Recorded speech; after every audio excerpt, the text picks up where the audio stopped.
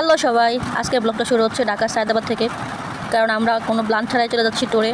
আর আমাদের ট্যুরের বাস ছাড়ার কথা ছিল রাত 11:30টায় সায়দাবাদ থেকে, কিন্তু আসলে ছাড়লো প্রায় 1টার দিকে। কারণ হচ্ছে সব মানুষ একসাথে জড়ো হয় নাই, এক একজন এক এক টাইমে আসতেছিল। সবাই একসাথে জড়ো হইতে হইতে প্রায় 12:30টা বাজছে। এত রাতে বাস স্ট্যান্ডেও ভিড় কম ছিল না, চারপাশে কোলাহল ব্যস্ততা, অনেক মানুষজন ছিল। কারণ সবাই আজকে গ্রুপ ট্যুরে যাচ্ছিল, এক একজন এক এক জায়গায়, কেউ কক্সবাজার, কেউ সীতাকুণ্ড, কেউ সাজেক, কেউ বান্দরবন। তা আমাদের গ্রুপের সবাই একে একে হাজির হচ্ছে, প্রত্যেকে ভিন্ন ভিন্ন জায়গা থেকে এসেছে, কিন্তু উদ্দেশ্য একটা, সীতাকুণ্ড পাহাড় দেখা। এইভাবেই শুরু হলো আমাদের সীতাকুণ্ড ভ্রমণের গল্প। সামনে আরও অনেক পথ হাঁটবো, নতুন নতুন অভিজ্ঞতা হবে। আর পাহাড় সবসময় একটা অদ্ভুত টান তৈরি করে সবার মনে।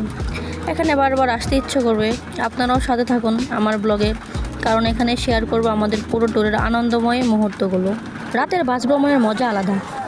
জানালার বাহিরে অন্ধকার, দূরে রাস্তার লাইট, আর মাঝে মাঝে ট্রাক বা গাড়ির হেডলাইন চোখে পড়ছে। ভেতরে আবার একেবারে উল্টো দৃশ্য। আমাদের গ্রুপের সবাই গান গাইছে, হইচই করছে, কেউ খুনসুটি করছে, কেউ আবার গল্পে মেতে আছে।